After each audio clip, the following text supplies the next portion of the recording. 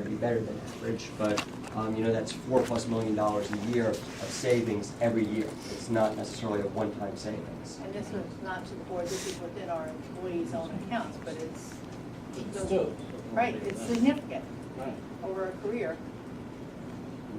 Because and in some sense, our plans are growing because there are net contributions every year, so that $4 million, whatever the number turns out to be, grows every year, and that there's an opportunity cost of that money not being invested prospectively. Right. So, it's more than that number, and that's something that will be an interesting finding, whatever the totality of the number is. Another interesting aspect of the fees is that they are in line as it relates to investment management fees, the amount that you pay a mutual fund company. Where they are high are for more of the commodity services of record keeping. The fact that one of our approved vendors, Fidelity or T. Rowe or Valak, that they custody the money, they put it in an account and hold it in the account. That aspect of holding the money and sending it and putting it in the right fund on your behalf, those fees are... That's what's costing. Yes. So it's more the commodity function, as well as a lot of the sales services, the quote-unquote investment advice. Those fees are high, and I'm going to put in quote investment advice because there is not necessarily a bright line between sales and advice. So that's another area where fees appear to be high. And once again, this is based upon data that comes from our approved vendors themselves, that has been extracted and cleansed through an independent third party. A couple other interesting facts are savings behavior. Right now we have a multi-vendor environment with 9 vendors, approved vendors in each of the 403B and 457B plan. 91% of our participants, we have about 12,000 or so participants, active participants. 91% only use a single vendor, which I thought was interesting. 99.7% use 2 or fewer vendors. 99.998 use 3 or fewer vendors. So I think it gets to, a conversation about the benefits of having, a multi-vendor environment. Some other interesting data in the draft report that I saw was the deferral percentages, and it's a public good for employees to save as much as possible. There's always this notion that the higher touch, the higher sales vendors compared to those that are more automated online, that they encourage our employees to save more. The deferral percentages are in fact higher for our lower touch or more automated vendors. TIAA-CREF, Fidelity, T. Rowe all have deferral percentages of salary greater than 8.5%, whereas the higher touch vendors, Valak, MetLife, Hendershot, are all below 5.5%. Which I thought is just interesting data. So that could suggest that the more sophisticated investors are going to the lower cost. Could be. I don't want to draw too much from it. I just thought it was something that stood out. But I think with all this said, I think that the Greystone study is a good first step in really taking a look at our defined contribution plans, which are significant dollar amounts, are certainly important to our peers or colleagues. And I think that the best way to start with analyzing it is kind of an unemotional view of the data, and then looking at it in the context of the changing regulatory environment, and then potentially bringing in an investment consultant to help us as staff and make recommendations to the Board of Education as we near the end of the current contracts with our current vendors.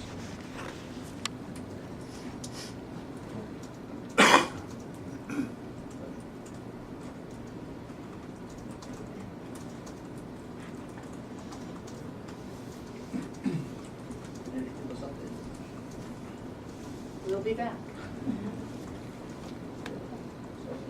Medicare, or people that. Actually, we have the pension plan amendment at 3.04. Always check. On mine. 303. Medicare. 30. Oh, I'm sorry. Medicare.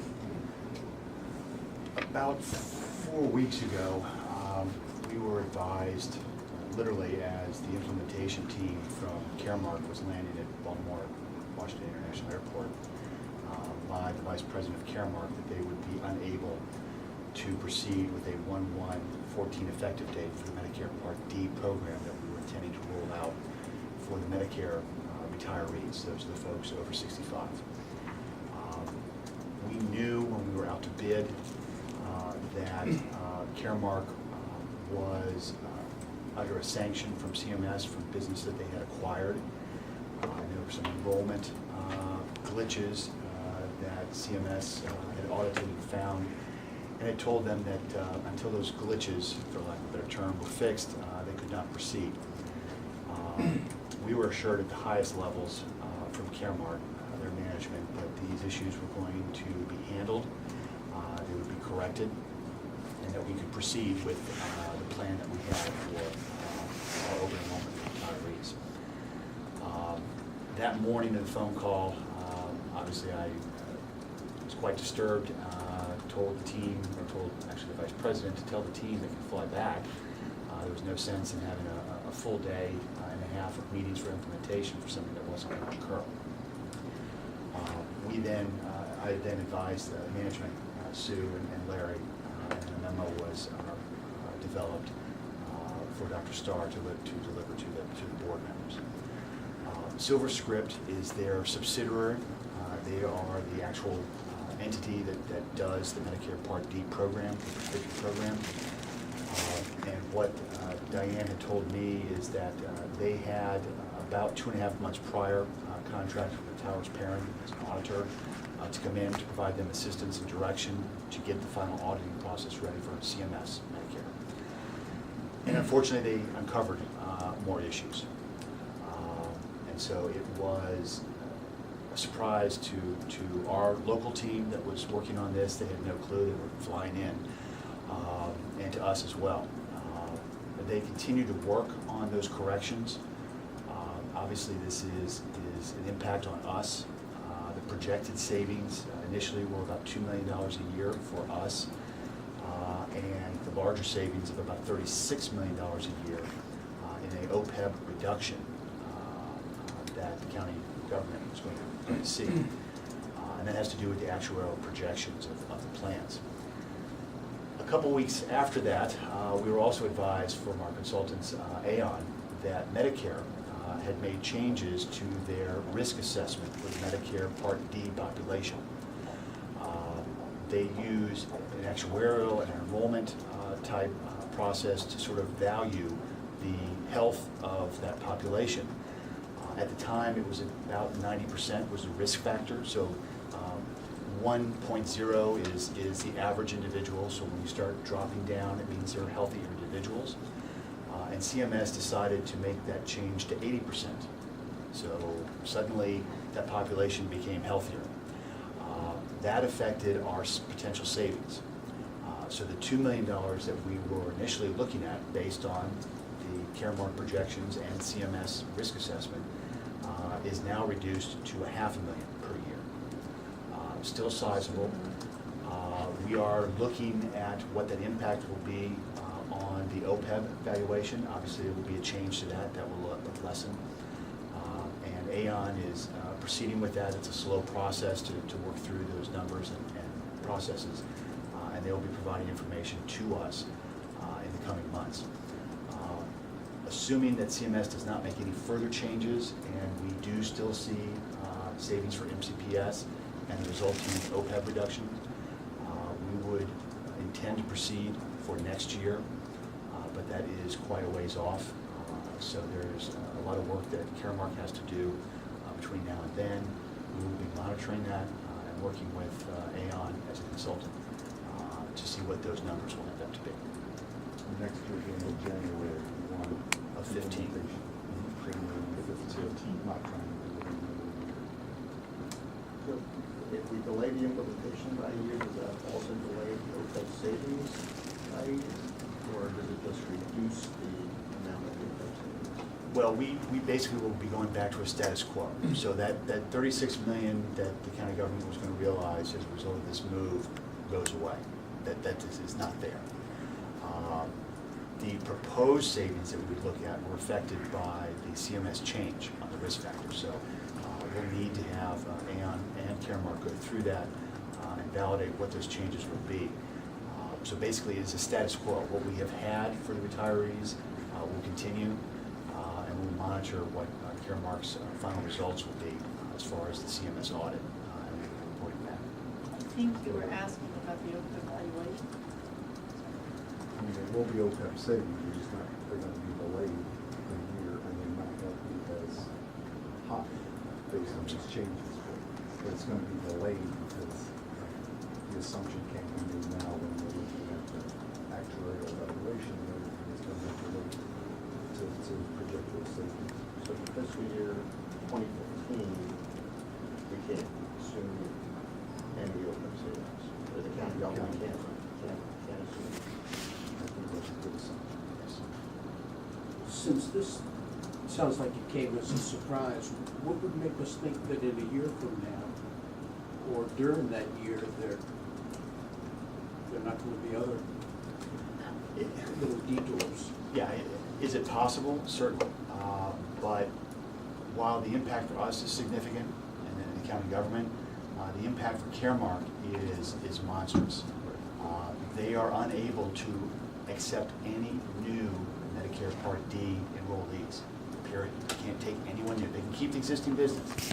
Wow. But they cannot add any more business, us or individual products, until this is cleared up. So my assumption would be they're going to be putting Yeah, every clean effort it that up. they can to do, which A lot of they had said they business. were doing.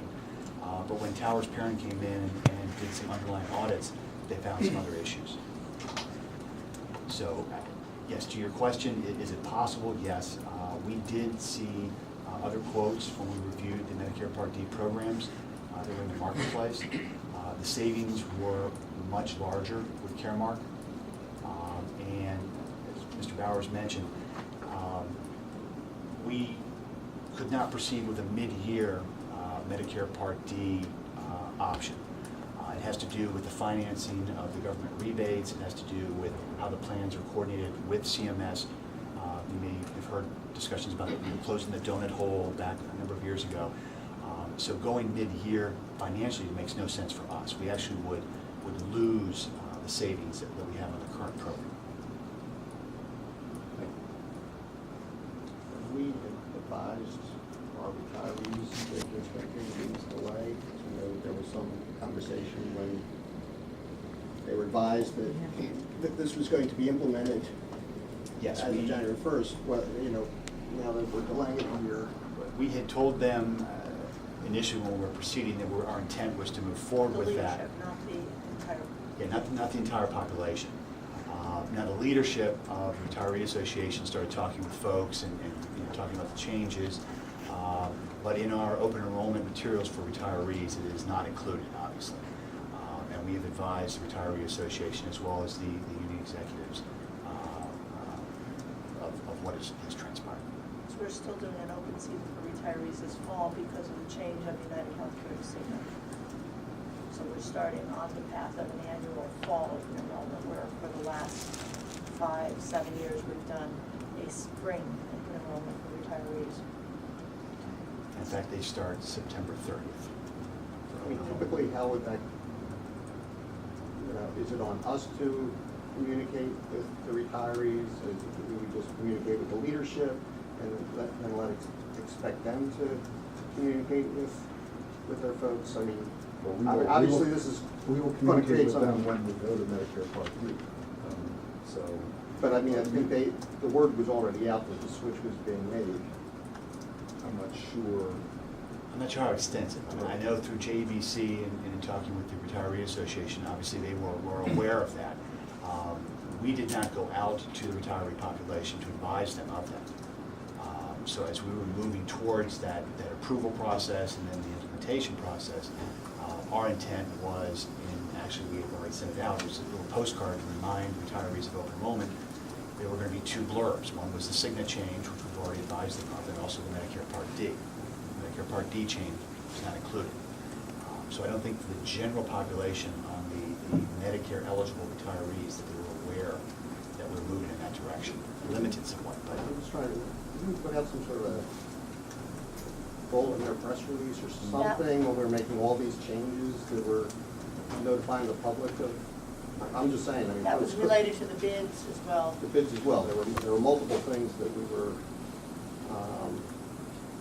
advertising, Right. so to speak.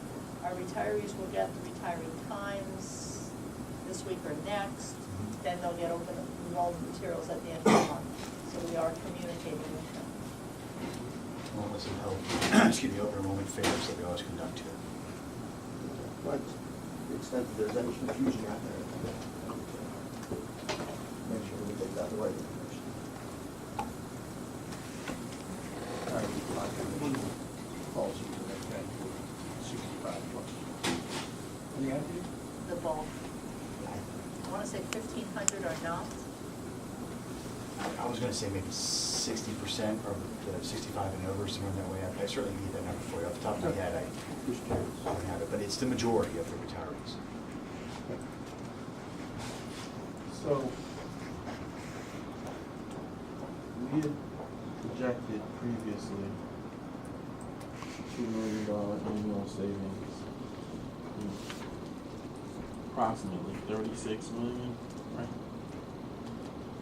We're now looking at a potential of 500K annually. And we're not quite sure yet what we could be looking at in terms of OPEB. Right. The evaluation is still going through. But now, when they do the valuation, they'll be looking out 30 years. So they're just starting the 30 years 1 year later. So in essence, savings will be very close to equivalent. If not, its costs are still going up slowly.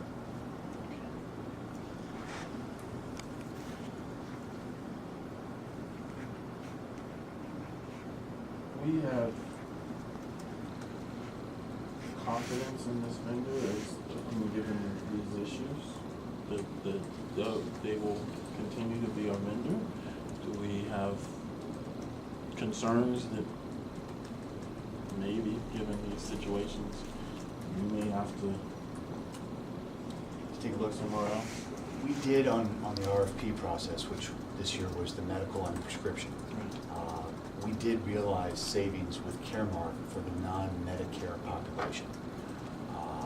We have not, to my knowledge, had any serious issues with Caremark in the time that I've been here, the past 5 years, nor have the other agencies who also use Caremark. This is a specialty product. It is a big product, obviously, that's out there in the marketplace. I can't make a guarantee that they're going to fix this, but considering the impact that this has on them financially and reputation-wise, I mean, this is a black eye on their reputation. I would make the, I think, reasonable assumption that they're going to put a lot of people power and dollars to get this fixed. While we certainly are important, we are minor to the hundreds of thousands of people that they would be enrolling into these programs. But we will certainly monitor that. Financially, the organization is very solid and very strong. So this is more administrative, and it's significant, there's no question. Size-wise, after the federal government and after Kaiser, where do they rank as far as? I believe purchasing-wise for prescriptions for drugs, the drug spend in the country, the federal government's number 1, Kaiser is number 2, and I believe Caremark is number 3. I mean, they are right up there as far as the size. I mean, I guess the issue is, understanding that it's the specialty of the audit was really specific to the Medicare. Only to the Medicare Part D programs. And you recall recall, we actually did a prescription claims audit several years ago. Right. And Well- had no findings, Right. and they've been audited a lot, Right. but this was an acquisition. So,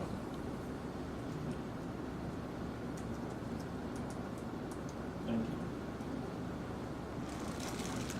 you. Now, mention this. Shabina's going to join us at the table. As you know, the MCPS pension provides a supplemental pension to all employees who are eligible for pension and serves as the core pension for those not eligible for Maryland State Teachers' Pension. The Maryland State Teachers' Pension has made a modification of how one of their benefit payment options that we are recommending that MCPS adopt to be consistent. And it has to do with the options of selecting a payment to a beneficiary for their lifetime. It's joint lifetimes. It's either 100% of a joint, both the employee's lifetime plus their beneficiaries, or, yes. And the modification is that the beneficiary is limited to someone who is a spouse, or if not a spouse, a disabled child, and if neither of those must be no more than 10 years younger than the employee at retirement. And it's the idea of an employee who wants to elect to have their grandchild receive the benefit for the rest of their life, and therefore turning what could be a 30-year pension payment into a 90-year pension payment. There's a significant hardship to the employee. Not many employees do it because it's actuarially calculated, but it just lengthens the term of the payment. So we are recommending that we amend the MCPS pension to be aligned into the same thing as the state. I'm sorry, limits it to a spouse, a disabled But- child, or, Well, it has to be someone who is less than 10 years younger unless they are a spouse or a disabled child. So it allows Okay. someone, I was so. gonna say, cause my dad remarried and his spouse is definitely more than 10 years younger. That does happen from You know time what to I'm time. going, whoa. And it does allow someone to elect their spouse regardless of the age difference. All right. Also all right, allows them okay. to elect and provide income for a disabled child, but prohibits anyone else. All right. Has that ever been challenged in court? We are just adopting it, but we're not aware of the state pension. I have not heard of any challenge. Gina goes to trainings a couple times a year with the state retirement agency to stay abreast. So we will be bringing that forward probably in October. There's support. Does that have any cost information? More operationally than, since the payments are actuarially calculated, you would think they would be equivalent, so it would just more be the administration of a pension out 70, 80 years. This should be, we tried to mirror our Correct. plan. We try to keep equivalent.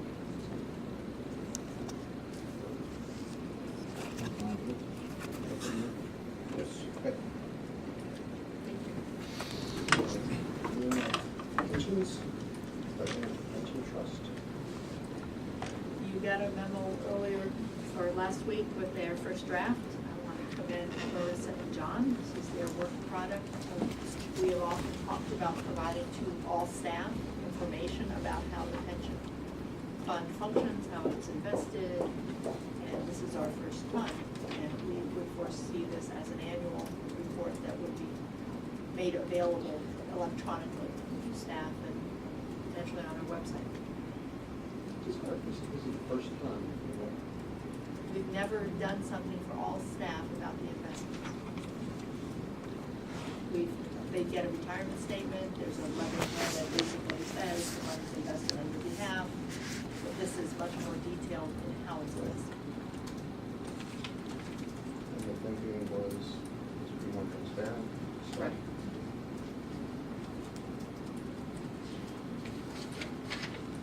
I mean, in terms of timing, if we don't know at this point what our funded ratio will be, that after the 11% earnings or whatever we made this year? You said- Correct. We should get our preliminary actuarial report in October. It's coming to the board at the November or December, whichever the next fiscal management meeting is. It's already scheduled.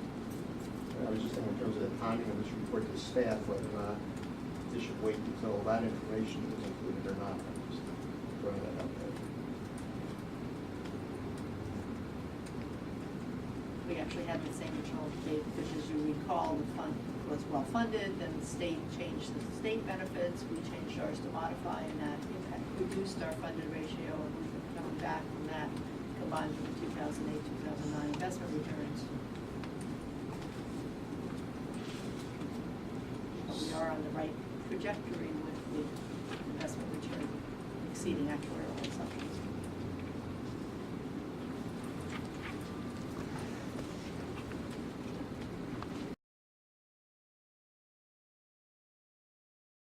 When you read through it, it's,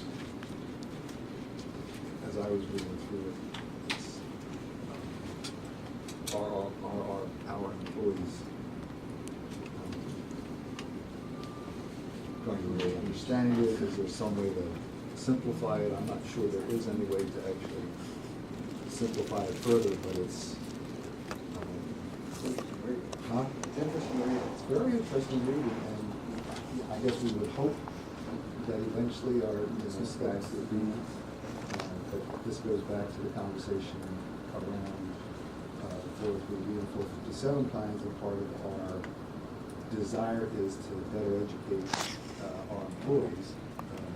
So I think this is an ongoing challenge and an opportunity for us to help our employees really understand about investments and investing and what this really means. It's clearly not simple and easy to understand, but I don't know. I mean, I know Stag's spent time. But if you're in this environment where you are making a contribution as opposed to expecting a benefit, we have this responsibility for sure, and I mean, it's great that we're doing it. The hard part is, as the investor, how much are you really paying attention and understanding it to figure out what should I be doing, you know? And I don't. It's a challenging thing to write, because on one hand, we can write something that's 50 pages getting into minutia about every single investment strategy, but in the current environment where returns are difficult to come by, where we aren't just chasing returns, but we want to diversify across asset categories and mitigate risk as best we can. Some of the investments are more complicated, and I think on one hand we want to disclose everything, but do it in a way where the document isn't too long, where everybody gives up after the first paragraph. Right. And also just the other part that I look at is other folks hire folks to just do that. I mean, literally just to talk about and educate the investors, and that's a lot of time, and we're not in that position to have folks solely here for that responsibility, but there is that balance of wanting to help our staff really understand what we're doing with the funds that they've entrusted to us, you know, to invest. So I mean, I commend you all for putting this together, because it is difficult, I can imagine, to find the balance and figure out. But I do think that you know, as Mr. Bowers has said, the challenge is going to be, how do we simplify it in a way that the average reader relative to our staff is going to get the most we can give them, or get the most out of it, you know? And that, I don't know. I mean, I don't have that expertise, but in many ways that's what, you know, these marketing teams get hired for. And literally when we talk about the fees, we were just talking about, you know, part of that is what gets absorbed. You know, it's the ability to have those kind of folks, and we're not in that business. So. And I think one of the things, or several of the things we tried to stress in it, and Marissa did a great job, is, you know, people tend to anchor around returns. So we wanted to, you know, indicate what the returns were and what the benchmark assumption against that was, and how the fund did, not just against the actuarial return, but against the composite of the underlying investments.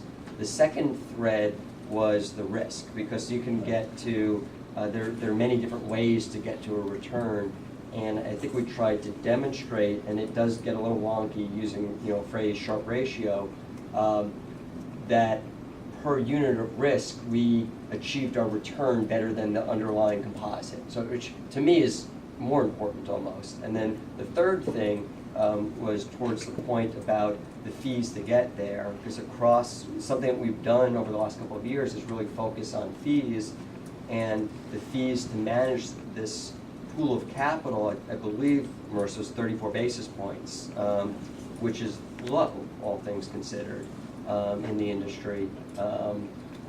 So I think we try to get that across also in the context that it's not just the employer contribution, but it's employee contribution. Yeah, I think, yeah, my sense is for the average employee, what they're mostly concerned about is money going to be there to pay my pension obligation. And when they see stories like Detroit, you know, some municipalities are going bankrupt because of pension obligations. I think their concern is, you know, is the money going to be there?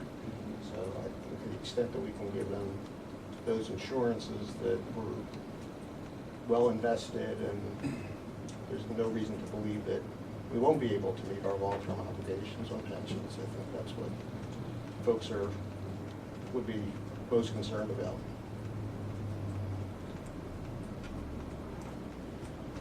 So then the county can start putting out a report to the employee when they open.